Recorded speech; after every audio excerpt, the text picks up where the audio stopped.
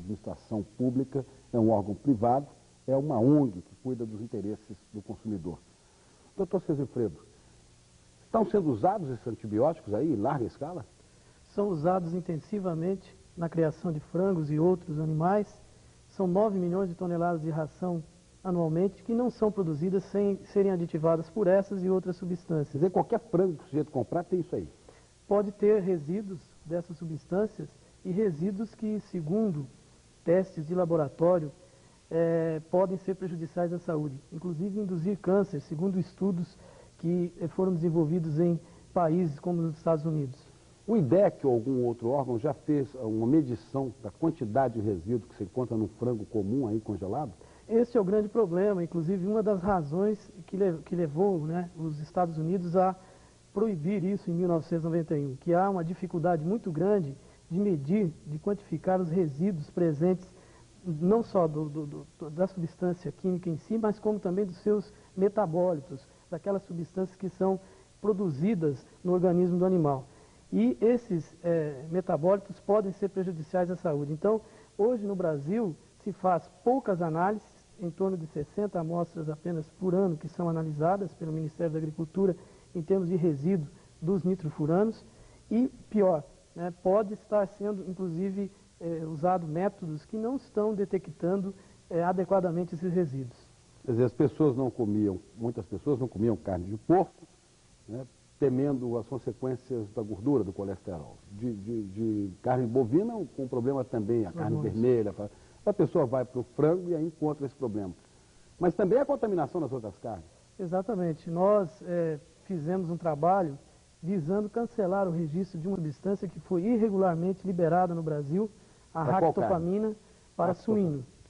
Foi liberado em junho do ano passado pelo Ministério da Agricultura. Nenhum país do mundo havia liberado, nós descobrimos, e o Ministério, no dia 28/12, cancelou o registro dessa substância. Não está sendo usada mais.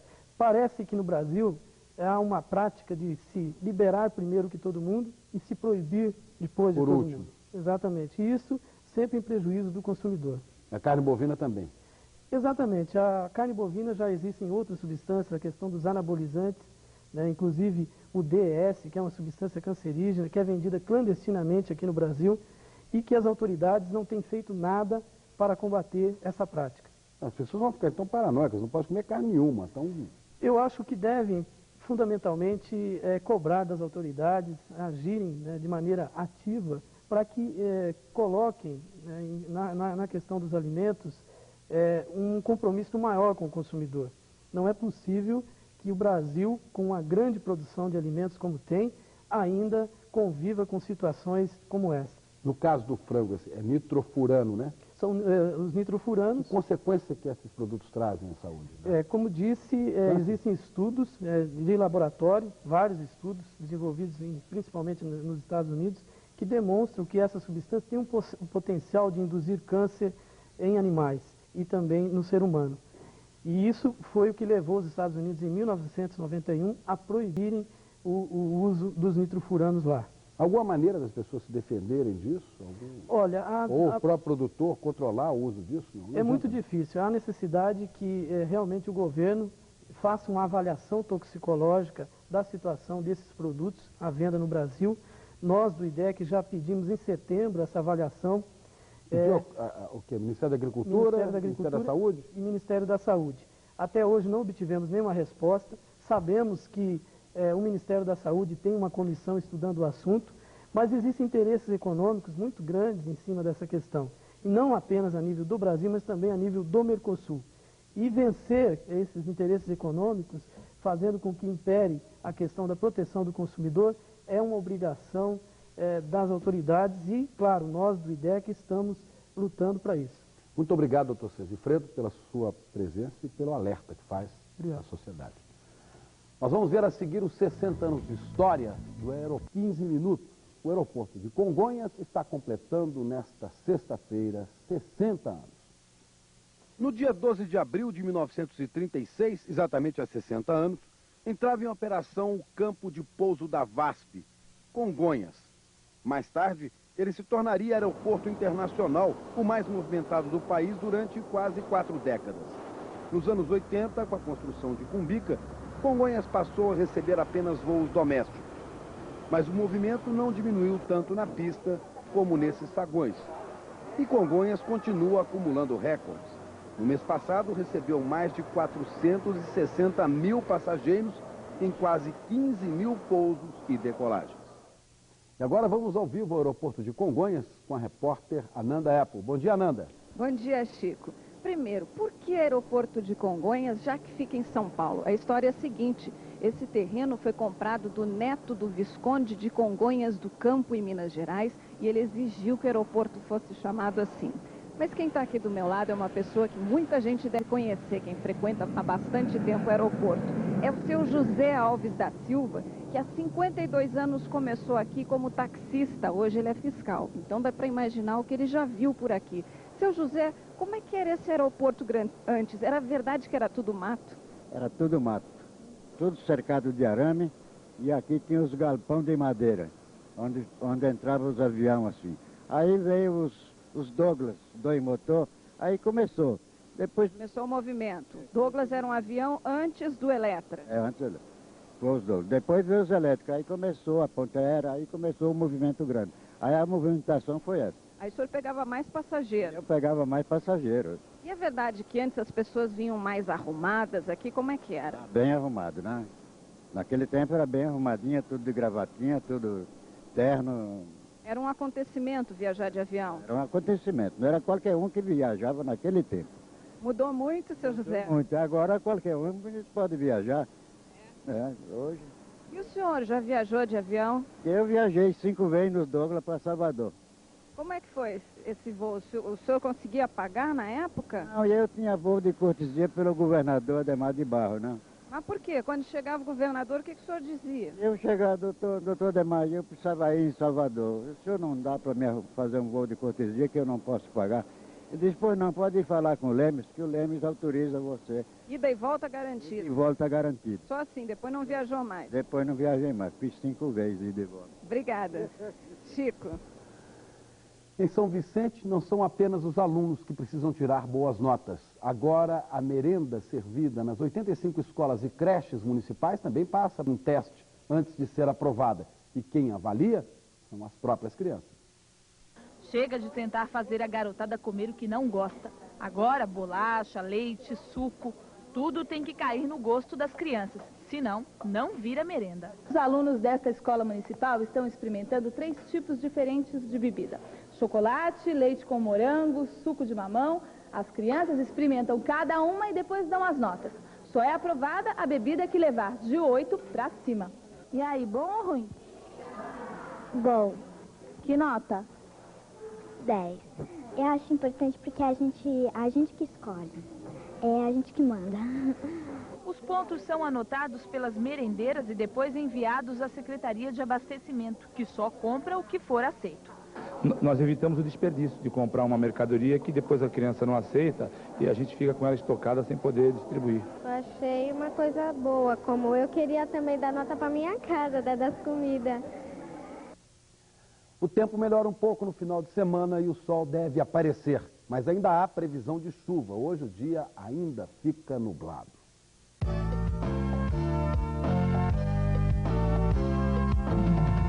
A frente fria foi duro da indústria nacional lá em São Paulo. Chico. Não se preparou para essa competição, tem uma série de problemas, como disse aqui na entrevista, na reportagem que a gente apresentou, o senhor Sinésio Batista da Costa, que é o vice-presidente da Brinc.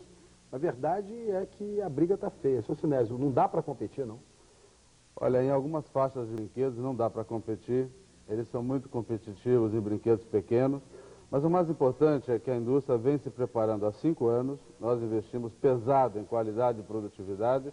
Eu diria que a gente está às portas de poder competir quase de igual para igual. Claro, nós vamos ter um percentual de brinquedos importados e um percentual de brinquedos nacionais. A indústria vai encontrar qual é o mix.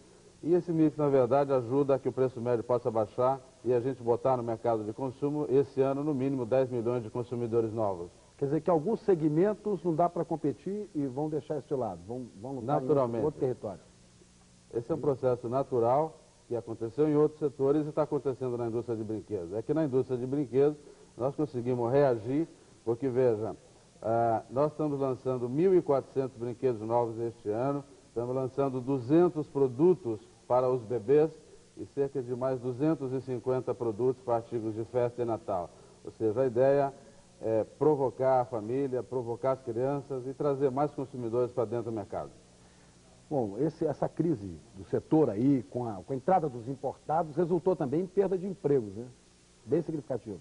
Foi bastante significativa. Nós saímos de cerca de 25 mil empregados em 94 para 15 mil em 95 e para 11 mil no último dia 30 de março. De 24 mil, de 34 ou de 24 para 11 mil? 24. De 24 para 11 mil, mais de 50%. Mais de 50%. É duro, hein? Dureza. Não é fácil. Para cada 35 mil dólares de importação, nós demitimos um trabalhador na indústria nacional de brinquedos. O Renato Machado tem uma pergunta lá do Rio. Renato. Doutor Sinésio, o senhor só me explica uma coisa que eu não entendo muito dessa questão de brinquedos e de importado, mas eu noto que a criança das grandes cidades fica fascinada com os brinquedos importados pelas maravilhas que esses brinquedos contêm, pelas as coisas que esses brinquedos fazem. E eu nunca vi isso em brinquedos nacionais. O senhor disse que a indústria estava se preparando. O senhor acha que já está em condições de competir com os brinquedos internacionais que continuam a atrair todas essas crianças? Veja, você tem razão em relação a alguns produtos, mas é importante notar que o Brasil oferece para suas crianças 4.500 brinquedos diferentes. Esse número no mundo inteiro é cerca de 6, 7 mil brinquedos diferentes. E muitas coisas que não haviam mercado no Brasil, a indústria não lançava, não trazia. E o consumidor foi melhorando, os preços foram baixando e agora já é viável trazer o que nós chamamos, não pejorativamente, essa parafernália de brinquedos pequenos, de alto movimento, luzinhas que acendem, que apagam. Isso é a hora. Os desenhos animados estão entrando firmemente, os desenhos orientais. E a nova onda, é assim que funciona a indústria de brinquedos. E agora tem para todas as idades, né? Para todas as idades, gostos e bolsos. De mamano a caducando, como se diz lá em Minas. Como se fala em Minas Gerais. Para quem não sabe, viu, Renato? É de mamando a caducando, quer dizer, de pequenininho até velho. Renato. Vamos ver se também eu me deixo seduzir por essas luzinhas nacionais de que falou aí o doutor Sinésio. Vamos ver agora a cotação de alguns produtos na Bolsa de Mercadorias e Futuros de São Paulo. O preço da saca de café de 60 quilos subiu 50 centavos. Está sendo vendida a R$ 137. A saca de soja também teve uma pequena alta. Foi cotada a R$ 13,02. A arroba do boi gordo manteve praticamente o preço do dia anterior em São Paulo. Ela foi vendida a R$ 21,20. E vamos voltar a São Paulo. Chico Pinheiro informa agora como vai ser essa sexta-feira. Chico. Nas prisões, a sexta-feira é de alívio. O indulto assinado pelo presidente Fernando Henrique Cardoso tira do sufoco o sistema carcerário do estado de São Paulo. Essa ideia do indulto foi dada pelo governador Mário Covas. O estado tem 44% dos 130 mil presos de todo o país. Dos 18 mil indultos, São Paulo deve ficar com a metade, porque tem cerca de 50% da população carcerária brasileira. O Estado desenvolveu o projeto em outubro do ano passado e acredita que essa medida será um alívio, principalmente para as delegacias. Nas grandes capitais, de modo especial em São Paulo, os distritos policiais se transformaram em estabelecimentos penitenciários de maneira irregular e sem ter as mínimas condições para isso. Hoje você tem pessoas dormindo em pé ou dormindo amarrada nas grades das celas dos distritos policiais. E os moradores de São Paulo inventam uma nova forma de protestar. Olha só, hoje às 6 da tarde, entidades civis e sindicatos vão fazer um apitaço para reclamar da qualidade dos trens metropolitanos. 25 mil apitos foram dados aos passageiros da linha Noroeste e Sudeste que vão participar dessa manifestação. Vai ser uma barulheira sem fim. E os sem terra acampados na sede do INCRA há 2 dias resolvem desocupar o prédio hoje. Após o dia de negociações com o INCRA, ficou resolvido que o presidente da entidade, Raul do Vale, venha a São Paulo amanhã para ouvir as reivindicações dos sem terra. Eles saem hoje, mas já avisaram. Se não houver acordo na reunião de amanhã, eles voltam a ocupar a sede do INCRA. Acabo de receber a informação, inclusive, que já saíram, viu, Leilani? Daqui a pouco você vai ver uma entrevista com o secretário adjunto da Receita Federal sobre a inevitável declaração anual do Imposto de Renda. E Ricardo Boechat tem uma notícia de arrepiar os cabelos, ainda mais numa sexta-feira. Agora são 7h45. Vamos falar de homem para homem. A vida é feita de sacrifícios. E eu não posso admitir que você ignore os métodos organizacionais que estão implantados. Neste momento, o estatuto da microempresa, ele passa necessariamente por uma ação do Congresso. Eu acho que o dia que o estatuto estiver pronto e aprovado, nós vamos ter um boom, uma explosão de iniciativas da micro e pequena empresa. Nós vamos ter uma retomada do desenvolvimento, nós vamos ter um crescimento do mercado interno, nós vamos ter uma diminuição da miséria. É quem mais gera emprego, é quem mais distribui renda, é quem mais salva as pessoas da marginalidade, da exclusão. São as microempresas. A pequena empresa não pode continuar a ser desrespeitada pelo Brasil. Ela precisa de menos impostos, encargos e burocracia para gerar cada vez mais empregos. É hora de mudar, para que o mercado de trabalho tenha chance de crescer. Uma notícia apavorante, digna de sexta-feira 13. Olha que hoje é dia 12. Ricardo Boechat, qual é a notícia? É de assustar mesmo, Renato. Para quem não acredita em fantasmas, essa notícia é capaz de arrepiar os cabelos. Começou a circular em Brasília um projeto para aumentar de 4 para 8 anos o mandato dos deputados federais. Seu autor é o deputado Antônio Feijão, do PSDB. Ele fez um estudo e chegou à conclusão de que nos 4 anos de mandato normal, os deputados trabalham apenas 6 meses e meio. É claro que isso é muito pouco, mas Feijão imagina que com o mandato dobrado, ele e seus colegas terão mais tempo para mostrar serviço. A ideia é coisa de maluco, mas em apenas uma semana recebeu 140 assinaturas de apoio no Congresso. Vem aí uma grande investida do governo contra o tráfico de drogas. O presidente Fernando Henrique Cardoso vai anunciar este mês o Programa Nacional de Ação Antidrogas, envolvendo a participação de 10 ministérios, inclusive os militares. O programa prevê várias ações em escala nacional, desde campanhas educativas até a repressão ao narcotráfico. A primeira delas será a divulgação pela internet das fotos dos 10 maiores traficantes do país, os mais procurados. O novo empenho do governo nessa área tem uma razão tão recente quanto apavorante.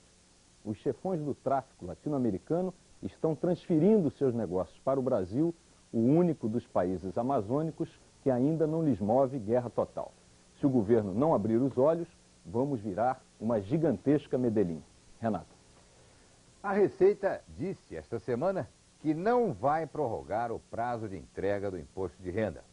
Você já recebeu o seu formulário para esse ano do imposto de renda? Você já recebeu o seu? Não, eu também não. Bom, esse é um assunto para o Carlos Monforte em Brasília. Monforte, você aí já recebeu o seu formulário? Diz aí fora, a alma destila aqui dentro e haja coração. É ele quem segura toda essa barra.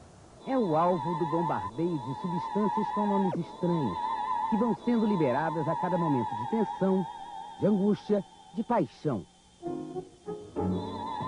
Todas estas substâncias têm que estar em harmonia, em perfeito equilíbrio. Se faltar ou sobrar alguma delas, aparecem os sintomas: tremedeira, tonturas, desmaio, um piti. É o descontrole emocional.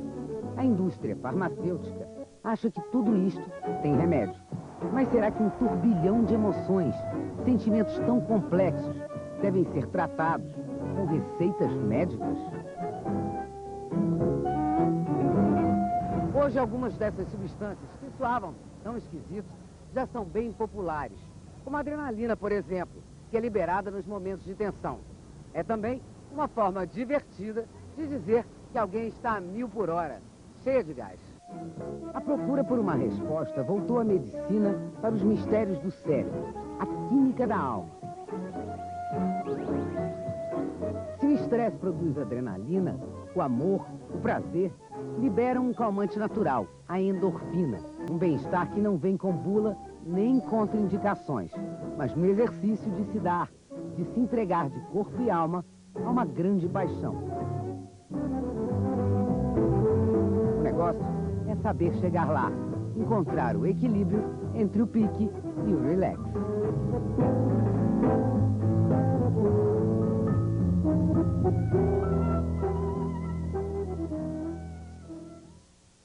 Essas substâncias que regulam a nossa alma são o tema da entrevista de hoje com a terapeuta Ana Sharp, logo depois dos comerciais.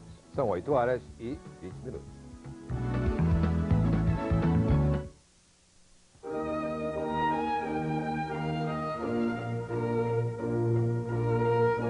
Se você quer cabeça e corpo em dia, leia Criativa. Seu jeito, seu tempo, sua revista. Só podia ser da Globo, claro. O Profissionais do Ano faz 18 anos. 18 anos premiando os maiores criadores e diretores de comerciais da propaganda brasileira.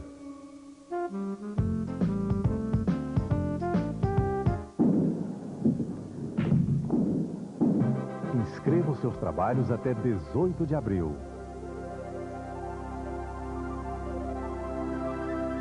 Nada substitui o talento.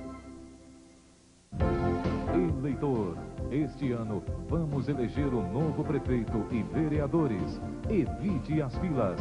Procure já o cartório eleitoral de seu bairro e acerte a sua situação com a Justiça Eleitoral. Bom, nós não podemos mesmo controlar as tensões e angústias a que as grandes cidades nos submetem. Precisamos, então, aprender a lidar com tudo isso. A terapeuta Ana Sharp ensina que o nosso corpo pode produzir a droga da felicidade. Uma substância que até agora nenhum laboratório conseguiu sintetizar. Ana, eu queria saber de você, para começar, o seguinte: a endorfina é mesmo uma droga da felicidade? Olha, segundo os grandes pesquisadores no mundo, a endorfina é chamada a droga da felicidade. Por quê? Porque é ela responsável pelos nossos sentimentos de paz, de tranquilidade, de euforia, de alegria. E isso pode ser conseguido de uma forma muito fácil, né? A mais natural possível. Qual? Bom, tem várias. Fazendo amor, caminhando, exercício físico, dançando, massagem, ouvindo música. Ou seja, colocando para dentro tudo aquilo que é extremamente agradável, mas também com um esforço físico. Mas então é uma coisa que não tem contraindicação, quer dizer que todo mundo pode produzir endorfina. Todo mundo pode produzir. É claro que essa produção, quer dizer, é individual o nível da produção, né? Uns produzem mais, outros produzem menos. Até porque no nosso cérebro nós temos neurônios receptores e temos os neurônios transmissores. Então, muitas vezes você produz, eu tenho alguns alunos que dizem, mas depois de quanto tempo eu estou caminhando, por exemplo, eu estou produzindo endorfina? Isso é variável em função dos neurônios receptores. Tá. Me explica uma coisa, às vezes essa situação das grandes cidades, a gente tem um dia difícil, um dia estressado, teve um dia complicado no trabalho. Aí você chega em casa, a tendência é ficar quieto, é não fazer nada. Depois, no dia seguinte, deixar essa máquina triturar a gente de novo. A sugestão que você propõe é fazer o quê para diminuir essa angústia, essa adrenalina que o cérebro manda? Olha, Leilane, essa tendência de você chegar depois de um dia super adrenalizado e cair na cama e ficar ali estático é o pior que existe. Nesse momento, você tem que equilibrar a tua química interna. Como é que você pode fazer? Vai caminhar, vai passear, vai dançar. Mesmo que tenha um certo cansaço, uma certa tendência... Porque é justamente, você começa a produzir endorfina depois que você vence essa inércia, depois que você vence esse cansaço. Isso seria, por exemplo, útil para as pessoas que têm uma certa tendência à depressão também, Ana? Bom, eu costumo tratar de pessoas deprimidas justamente ajudando-as a fabricar a endorfina, né? O que é a depressão? É a falta de endorfina no organismo. O que os médicos, quer dizer, com a química tentam resolver? Eles tentam colocar de fora para dentro uma química que neutralize. Se você pode produzir sem nenhuma contraindicação, por que não fazê-lo? É mais barato, é mais agradável, sem efeitos secundários. Por que não dar uma caminhadinha de 1 hora, que é o tempo ideal para você se manter endorfinado? Isso pode servir para as mulheres também quando estão naqueles dias de tensão pré-menstrual? Principalmente para as mulheres, em tensão pré-menstrual. Efetivamente, se você produz endorfina, você equilibra essa parte hormonal. Agora, é um efeito passageiro? Que duração tem essa química dentro da gente? É passageiro sim, Leilane. É como água, né? Você tomou água hoje, amanhã você tem que tomar de novo, mais tarde você tem que tomar. Então a endorfina... Seria criar um hábito. Um hábito, porque diariamente você tem que produzir endorfina. E não é uma coisa ruim de produzir, né? Claro Basta que não. sorrir, dar um beijo, namorar. Lógico. E a nossa loucura é que a gente luta, batalha para produzir adrenalina e não endorfina. Agora, e aquelas coisas que a gente vê nos atletas? Por exemplo, aquela imagem comum dos atletas que se superam limites. Aquilo também é uma endorfina? Os atletas têm muita endorfina no corpo, produzem mais do que nós? Claro, evidente. Eles fazem muito mais exercício do que nós. E como a endorfina é analgésica, e essa é outra das vantagens de você produzir endorfina, né? Porque ela é analgésica, então todas essas mazelinhas você não sente, essas pequenas dores. Então o atleta, quando ele vence a si mesmo, ele está super endorfinado. O que você recomendaria? Isso é uma coisa que qualquer pessoa pode fazer. A sua recomendação explícita seriam exercícios físicos. Mas olha, que tipo? A minha recomendação, quer dizer, para os meus alunos, como eles não fazem um check-up, né? Então eu conversei muito com os médicos e o ideal é você caminhar 1 hora. 1 hora não existe perigo nenhum, não existe contraindicação, você produz endorfina, você entra num espaço de integração com o universo e mais, a endorfina te torna mais inteligente, sabia? É mesmo? É. A endorfina é uma expansora de consciência. No momento que você começa a produzir endorfina, tudo fica assim mais brilhante. Como no momento do amor, né? Não fica tudo mais brilhante, é porque você está produzindo endorfina. Bom, então vamos todos caminhar e produzir endorfina para a vida ficar mais bonita e mais feliz. Renato, quais são as últimas notícias de hoje? A última notícia, Leilane, vem da Holanda. 64 mil vacas importadas da Inglaterra começaram a ser sacrificadas. É o medo do mal da vaca louca. 3 caminhões levaram o primeiro carregamento de vacas loucas para um matadouro na região central da Holanda. Mas na chegada, uma surpresa. Um grupo de manifestantes de uma associação de proteção aos animais tentou impedir a entrada do comboio. Não adiantou. A matança das vacas loucas foi feita sob proteção policial.